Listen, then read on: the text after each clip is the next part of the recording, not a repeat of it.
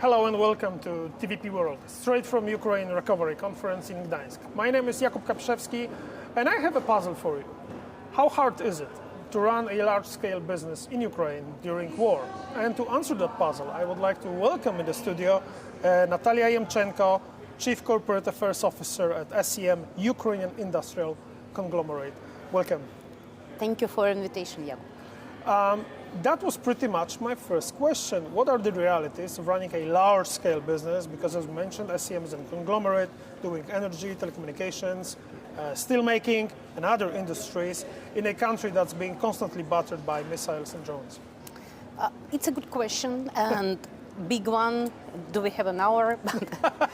Actually, this war started for us as the biggest Ukrainian investor, and we are the biggest Ukrainian investor in 2014, because our headquarters was in Donetsk, and actually main concentration after the annexation of Crimea and occupation of Donetsk, and we lost quite a big part of our business 12 years ago, and it was a huge lesson for us, and we spent like 2 years to rebuild ourselves, to understand how to work under such kind of pressure. And from one side, definitely, 12 years of war, it's a big challenge, but from other side, when full-scale invasion started, we were more or less prepared. And from this point of view, we were in a better position than other Ukrainian businesses. Okay. Nevertheless, it was a huge, huge shock for us, because our steel business mainly was located in Mariupol.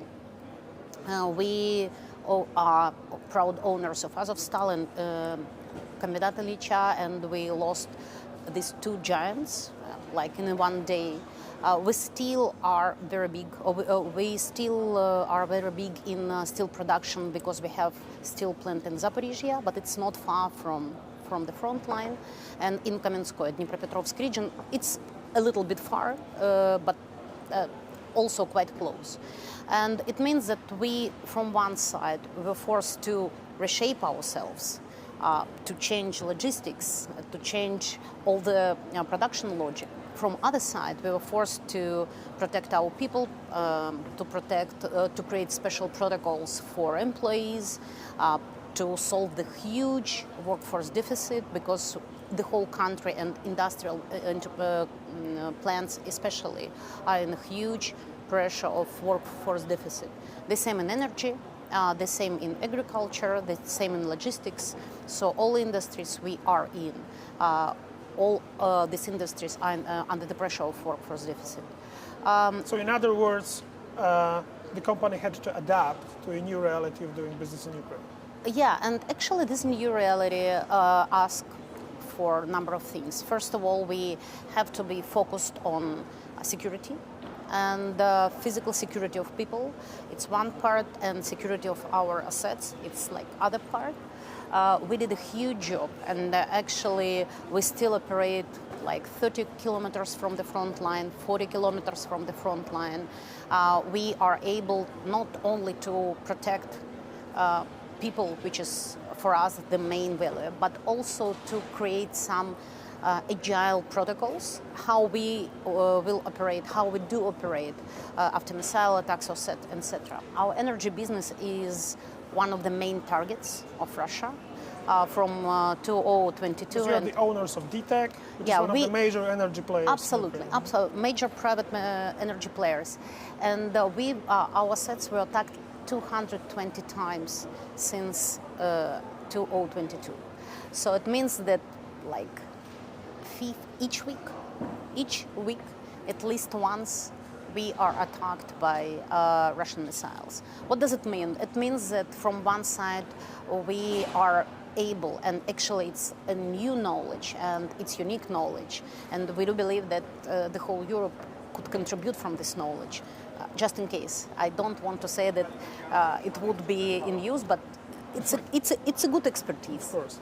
From other side, we invest a lot during the war in renewables, in distributed generation, in battery storage, to make the whole energy system more resilient, less concentrated, because it's easy to target a huge power plant. One power station. Yeah, one power station. It's much more complicated to hit like hundreds of small gas generation turbines and so on. So the whole logic of the energy system of Ukraine right now is quite different from what we had in 2022. And actually, it's our main point of investments. From the very beginning of full-scale invasion, we invest like $4 billion in capex, or probably euros, I think euros. And 1 billion is directly dedicated to rebuilding of those assets which were destroyed. So 1/4 of your capital expenditure since the full-scale invasion was just repairing stuff. Yeah, absolutely. Not doing new stuff, just repairing the stuff that has been damaged. Yeah. And actually it's a good proportion because it means that we do invest like 25% of all our capex just to be able to operate, because our operations are vital for the whole Ukraine, because we create an energy, we produce an energy which, vital for people, for housing, for cities, for other enterprises. We are like a source of energy for everything else. And it's a big responsibility from one side, but from other side, it's a big motivation to do our best. And we are proud to say that our fight for a light is quite successful. Okay. You can make energy system more dispersed around the country, but you cannot disperse steel making, right? It has to be just like one facility, and you've mentioned that you have 2 of those, and they are located quite near the front lines. Have you ever considered like moving those physical assets farther away? Is it doable even? It's not doable. It's not doable. It's a very good question, and unfortunately steel production is not an energy, and it's really, I would say it's the biggest industrial format we knew, and we have to, from one side, steel is crucial for Ukraine right now, not only from the point of view of logistic projects, I don't know, bridges or roads, no, from the point of view of defense. We do a lot of steel for army, we do a lot of steel for fortification, we do a lot of steel for oh my God, how it would be in English. So for, just give me a second. Okay, so it's for shelters. Shelters, okay. Yeah, and these shelters, they are like a Lego. So we invented it all together with militarians.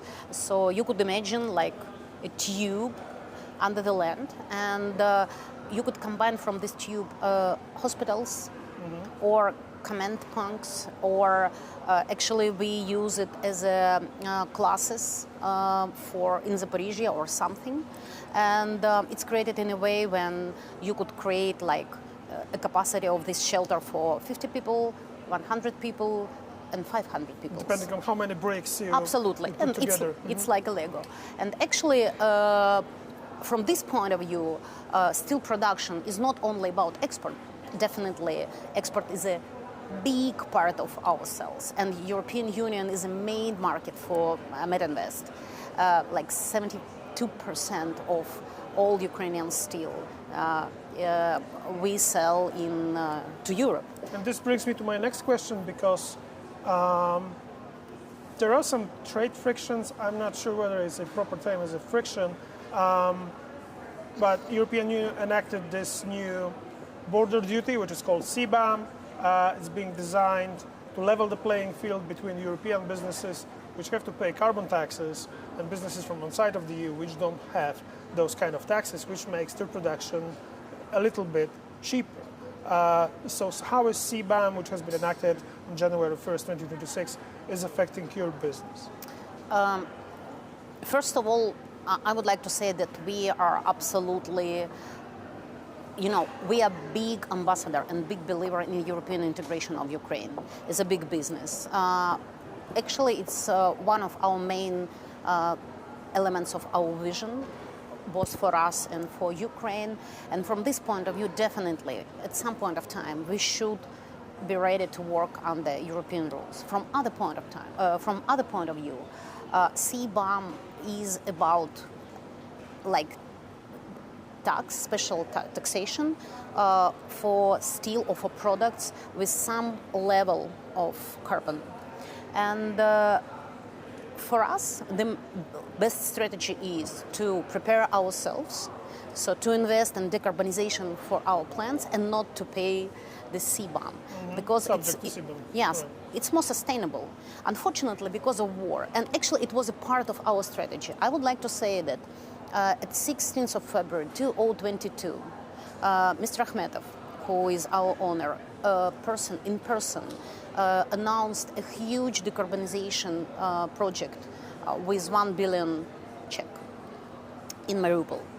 So it's not about our words, like our promises. It was our action plan to invest, to decrease, and to be ready to compete on the European market. Unfortunately, because of war, we can't invest.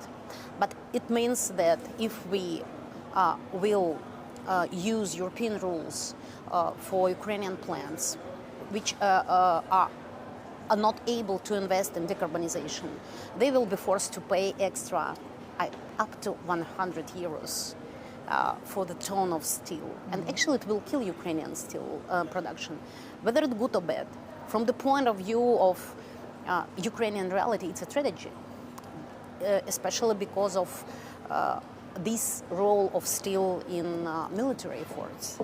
So definitely we would like to have an opportunity to find some time frame for implementing CBAM for Ukrainian steel producers. And again, we are absolutely for decarbonization. We do understand the big idea. One of the big projects of Metinvest in Europe is a green steel in Italy, brand new plant.